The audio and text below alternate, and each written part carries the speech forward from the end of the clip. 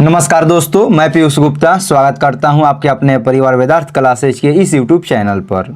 दोस्तों, आज की क्लास में हम लोग संस्कृत के चैप्टर नंबर 4 जिसका नाम संस्कृत साहित्य लेखिका है, इसके आज ऑब्जेक्टिव सवाल को देखने वाले हैं। दोस्तों, यहाँ से जितने भी ऑब्जेक्टिव सवाल बन सकते हैं उन सभी सवालों को लिया गया है और ये सभी सवाल आपके बिहार बोर्ड परीक्षा की दृष्टि से काफ़ी महत्वपूर्ण है। तो आइए दोस्तों देखते हैं कि पहला सवाल क्या है। यदि आप लोग हमारे चैनल पर नए हैं तो चैनल को सब्सक्राइब कर दीजिए, इस वीडियो को लाइक कर दीजिए। यदि आपका कोई भी दोस्त मित्र 10वीं की कंप्लीट तैयारी करना चाहते हैं तो इस वीडियो को शेयर करके सब्सक्राइब जरूर करवाइए। देखिए, पहला सवाल आपके स्क्रीन पर दिया गया है कि तिरुमलांबा रचित चंपू काव्य है। तिरुमलांबा के द्वारा जो रचा गया चंपू काव्य है वो कौन सा है? उसका नाम है वरदाम्बिका परिणय। ऑप्शन नंबर ए हो जाएगा इसका सही उत्तर। अगला सवाल है, प्रोक्त शब्द का अर्थ क्या होता है? कभी भी आप लोग परीक्षा देने जाइएगा, आप या हिंदी का पेपर दीजिए या संस्कृत का, वहाँ से एक अर्थ आपको जरूर देखने को मिलेगा। तो यहाँ पर सवाल पूछा है कि प्रोक्त का अर्थ क्या होता है, तो इसका सही उत्तर हो गया कही गई, ऑप्शन नंबर ए।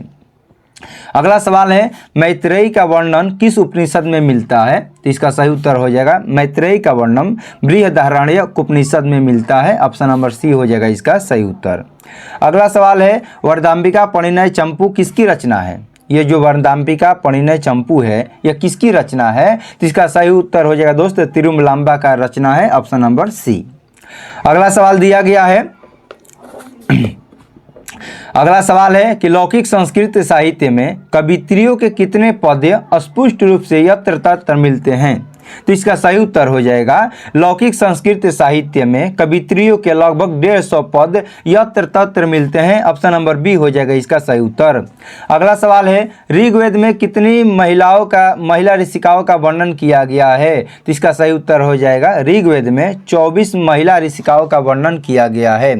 अगला सवाल है कि शंकर चरित के रचनाकार कौन है?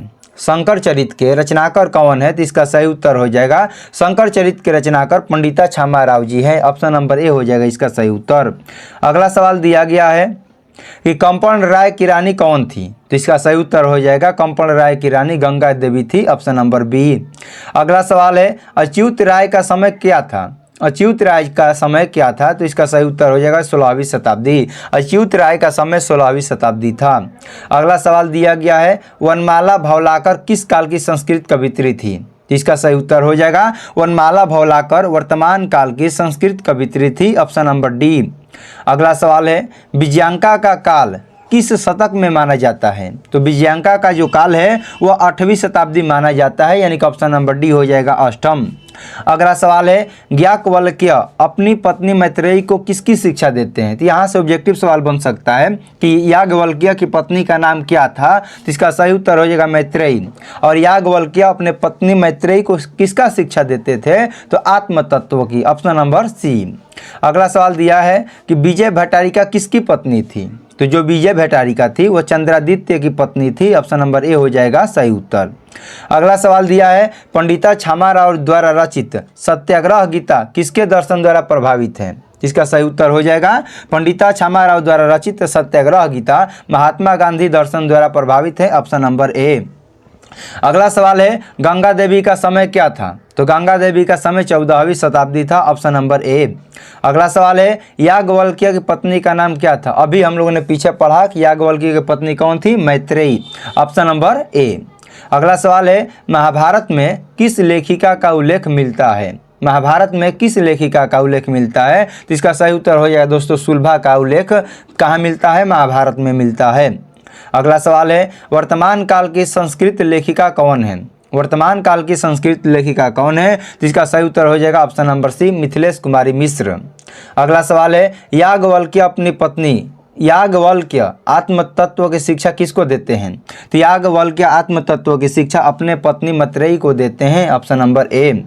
अगला सवाल है, सौर शुक्ला सरस्वती किसे कहा गया है? सौर शुक्ला सरस्वती विजयांका को कहा गया है, लेकिन किसने कहा है? तो इसका सही उत्तर हो जाएगा दांडी ने कहा है। अगला सवाल है, मधुरा विजयम किनकी रचना है? तो मधुरा विजयम गंगा देवी की रचना है। Option number C. अगला सवाल है, जनक की सभा में शास्त्रार्थ कुशला कौन थी? तो जनक की सभा में शास्त्रार्थ कुशला कौन थी? तो सही उत्तर हो जाएगा गार्गी। कि जनक के सभा में शास्त्र कुशल करने में जो थी वह उनका नाम था गार्गी। अगला सवाल है अर्थवेद में अथर्ववेद में कितनी ऋषिकाओं का वर्णन किया गया है? तो अथर्ववेद में 5 ऋषिकाओं का वर्णन किया गया है। तो ऑप्शन नंबर डी हो जाएगा इसका सही उत्तर। अगला सवाल है लौकिक संस्कृत साहित्य में 40 कवित्रियों के कितने पद स्पष्ट रूप से उपलब्ध है? तो लौकिक संस्कृत साहित्य में 40 कवित्रियों के लगभग 100 पद लगभग उपलब्ध है। ऑप्शन नंबर क्या हो जाएगा? ए हो जाएगा। अगला सवाल है विशाल संस्कृत साहित्य किसके द्वारा संवर्धित है? तो इसका सही उत्तर हो जाएगा विशाल संस्कृत साहित्य कवियों और शास्त्रकारों के द्वारा संवर्धित है। अगला सवाल है अच्युत राय कहाँ के राजा थे? अच्युत राय कहाँ के राजा थे? तो इसका सही उत्तर हो जाएगा दोस्त विजयनगर के राजा अच्युत राय थे। अगला सवाल है लौकिक संस्कृत साहित्य की कवित्रियों में प्रथम कल्पा कौन थी? तो हम लोग जानते हैं, यदि आप लोग चैप्टर पढ़े हैं तो बता सकते हैं कि प्रथम जो कल्पा थी उनका नाम था विजयंका, ऑप्शन नंबर सी। अगला सवाल है आधुनिक काल की कवित्री कौन थी? आधुनिक काल की संस्कृत कवित्री कौन थी? तो उनका नाम था Pandita Kshamarao, option number D. अगला सवाल है दक्षिण भारतीय संस्कृत लेखिका कौन है?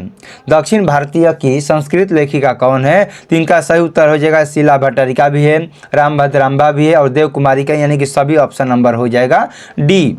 अगला सवाल है कि समाज में गाड़ी कैसे चलती है? तो समाज की जो गाड़ी है पुरुष और नारी दोनों से चलती है, यानी कि सही उत्तर हो जाएगा सी ऑप्शन। अगला सवाल है कि मैत्रेयी कौन थी? मैत्रेयी कौन थी? तो हम लोग जानते हैं मैत्रेयी जो थी याज्ञवल्क्य की पत्नी थी, जो अपने पत्नी को आत्म तत्व की शिक्षा देते थे।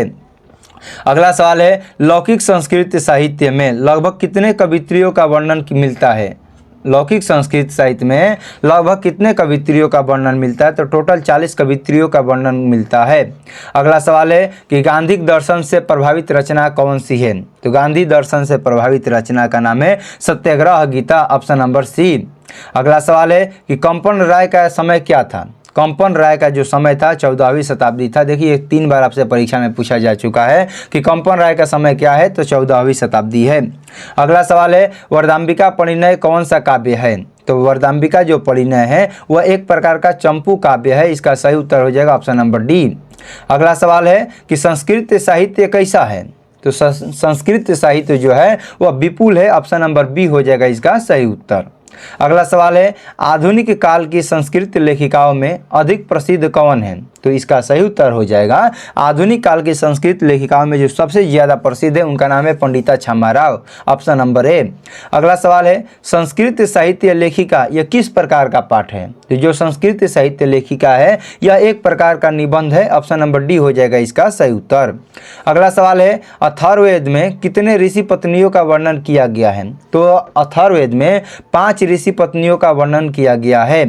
अगला सवाल है पंडिता क्षमाराव के पिता कौन है? तो पंडिता क्षमाराव के पिताजी का नाम पंडित शंकर पांडुरंग था, ऑप्शन नंबर ए हो जाएगा।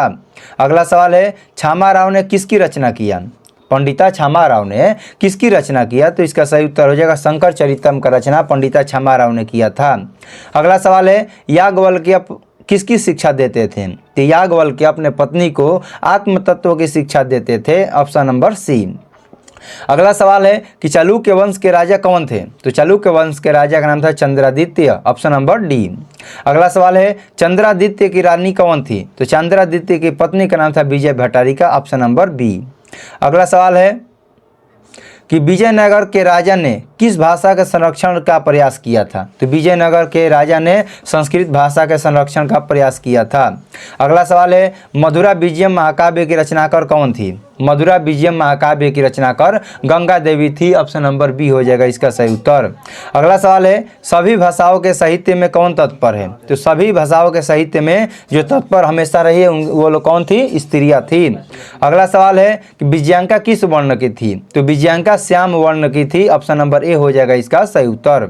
अगला सवाल है नीलोत्पल दल श्यामा किसे कहा गया है? तो नीलोत्पल दल श्यामा विजयांका को कहा गया है। अगला सवाल है नीलोत्पल दल श्यामा सरस्वती यह श्लोक कहाँ से लिया गया है? तो हम लोगों ने अभी जाना कि नीलोत्पल दल श्यामा विजयांका को कहा गया है और यह कहाँ से लिया गया है? तो यह लिया गया संस्कृत साहित्य लेखिका से। कहाँ से लिया गया दोस्त? संस्कृत साहित्य लेखिका से लिया गया है, ऑप्शन नंबर डी। अगला सवाल है श्याम वर्ण रंग की कौन थी? तो श्याम वर्ण रंग की कौन थी? तो उनका नाम था विजयंका। विजयंका श्याम वर्ण रंग की थी, ऑप्शन नंबर बी हो जाएगा सही उत्तर। अगला सवाल है दांडी ने सौर शुक्ला किसे कहा है? तो दांडी ने सौर शुक्ला सरस्वती विजयंका को कहा है, ऑप्शन नंबर ए। अगला सवाल है आत्म तत्व की शिक्षा किसे देते हैं? तो आत्म तत्व की शिक्षा याज्ञवल्क्य अपने पत्नी मैत्रेयी को देते हैं, ऑप्शन नंबर डी। अगला सवाल है दार्शनिक रूप में कौन वर्णित किया गया है? तो दार्शनिक रूप में वर्णित है गार्गी हो जाएगी, नहीं, दार्शनिक रूप में जो वर्णित है उनका नाम है मैत्रेयी, ऑप्शन नंबर बी हो जाएगा। अगला सवाल है कि गंगा देवी ने किस महाकाव्य की रचना किया था? तो गंगा देवी ने मधुरा विजयम महाकाव्य की रचना किया था। अगला सवाल है अच्युत राय कहाँ के राजा थे? तो अच्युत राय जो थे वो विजयनगर के राजा थे, ऑप्शन नंबर डी हो जाएगा। अगला सवाल है अच्युत राय का काल क्या था? अच्युत राय का काल जो था हम लोग जानते हैं दोस्त 16वीं शताब्दी, और 16वीं शताब्दी को षोडश शतक भी कहा जाता है। अगला सवाल है कि मीरा लहरी की लेखिका कौन है? तो मीरा लहरी की लेखिका जो है उनका नाम है Pandita छामा Rao, option number D. अगला सवाल और हम लोग का अंतिम सवाल है कि किस युग में मंत्रों की दर्शिका न केवल ऋषि बल्कि ऋषिका भी थी? तो इसका सही उत्तर हो जाएगा दोस्त वैदिक युग में ऋषि के साथ साथ ऋषिकाएं भी मंत्र जाप करती थी, ऑप्शन नंबर सी हो जाएगा दोस्त सही उत्तर। तो चलिए दोस्त आज की क्लास को यहीं पर समाप्त करते हैं। क्लास कैसा लगा कमेंट में जरूर बताइएगा। यदि आप लोग हमारे चैनल पर नए हैं तो चैनल को सब्सक्राइब जरूर कर दीजिए। यदि आपका कोई भी दोस्त मित्र 10वीं कंप्लीट तैयारी करना चाहते हैं तो इस वीडियो को शेयर करके सब्सक्राइब जरूर करवाइए। मिलते हैं अगले क्लास में, तब तक के लिए आपको जय हिंद जय भारत।